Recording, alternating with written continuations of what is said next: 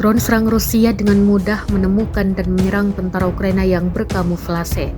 Dua tentara Ukraina tampak berkamuflase dengan dedaunan, namun sayangnya upaya mereka gagal. Militer Rusia dengan mudah menemukan posisinya. Tentara Ukraina yang mondar-mandir di sekitar bangkai kendaraannya pun menjadi target.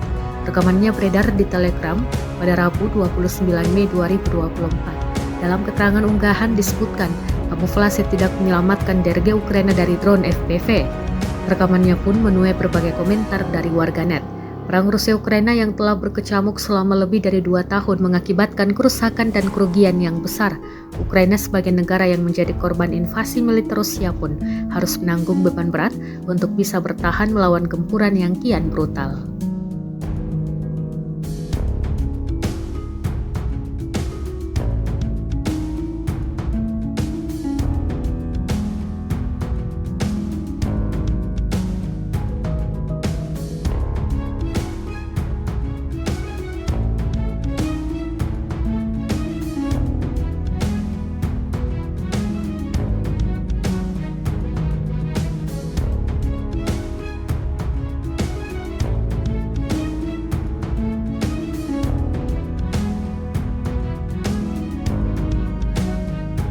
Download Tribun X sekarang, menghadirkan lokal menjadi Indonesia.